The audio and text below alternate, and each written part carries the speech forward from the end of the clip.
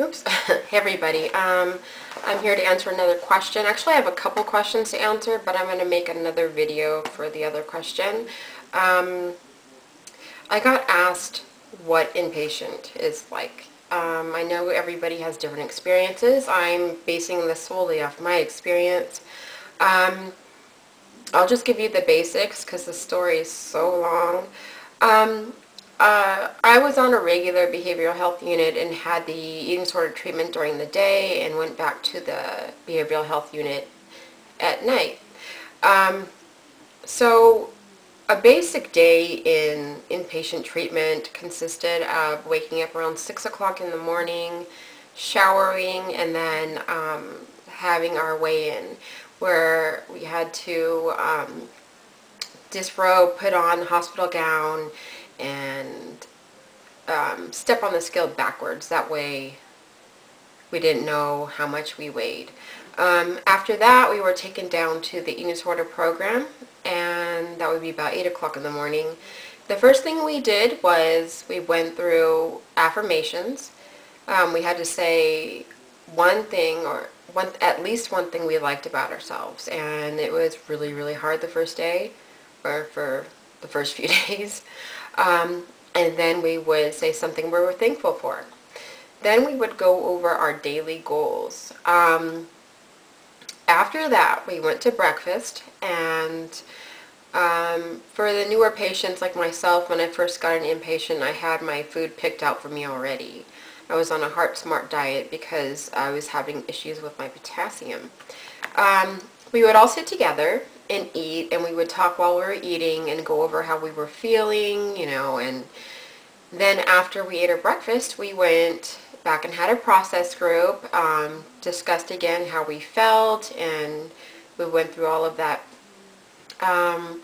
After that, we would go to lunch. It would be the same thing. We would sit there and eat our lunch and process what we were feeling while we were eating, and then we would go back and have another process group, discuss all that again, and then we would have therapy,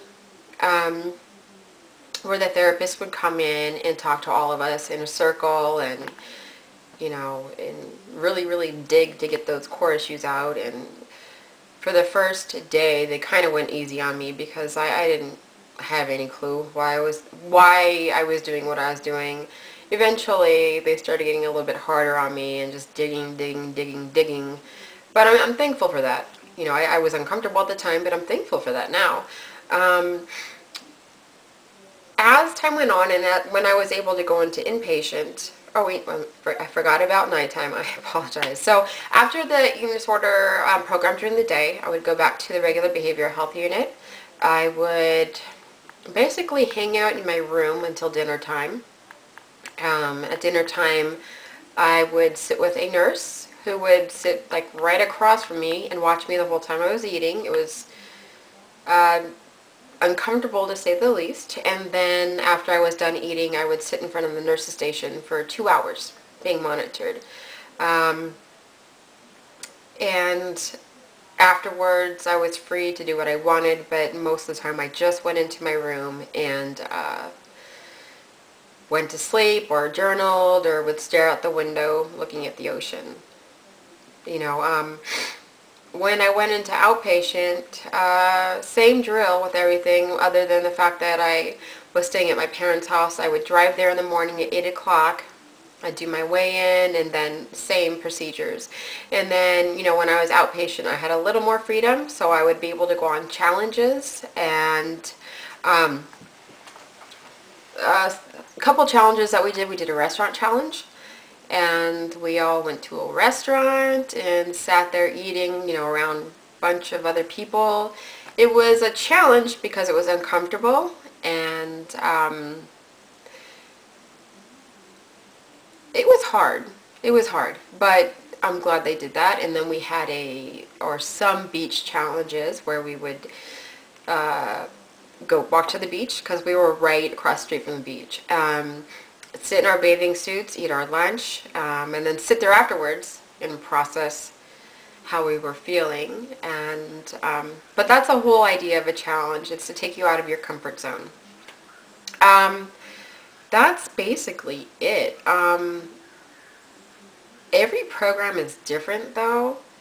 They have the basic concepts, you know, you get monitored while you eat, you're allowed to eat certain things. After the second week of inpatient, I was able to pick my own foods, which I loved because I didn't like my Heart Smart diet. It was bland, icky. Um, I, Going into the program, I'm going to also mention this because I'm sure quite a lot of you can relate, and you might be thinking this to yourself right now.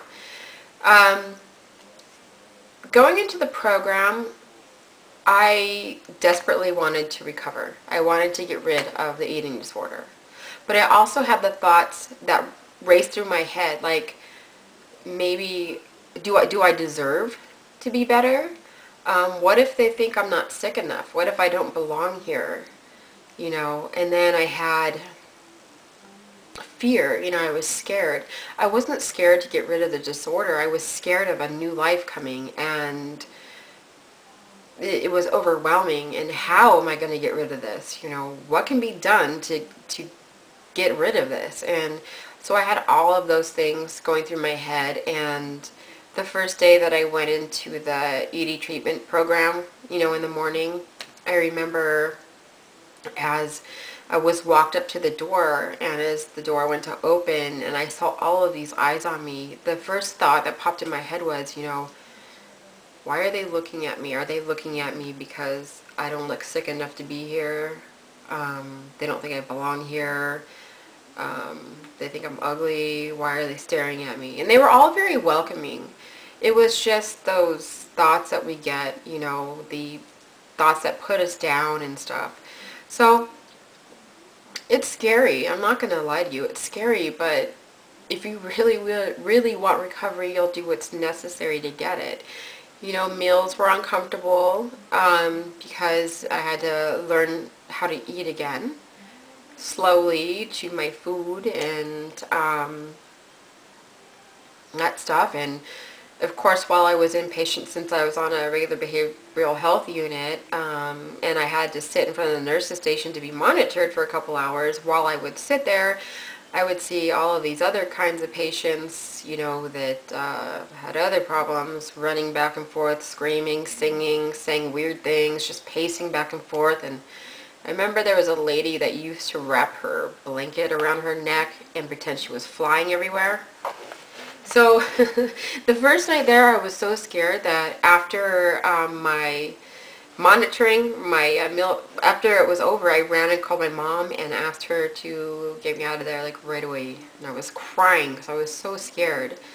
And, you know, she told me she would try to find another place for me, but nothing could be done that night. And I remember I just went back to my room and stared out the window and just, like, cried and looked at the ocean, and just, I cried until I wore myself out and went to sleep. As time went on, though, you know, it got a little bit easier and less uncomfortable. And, oh, I forgot. At night, we would also have our blood pressure taken.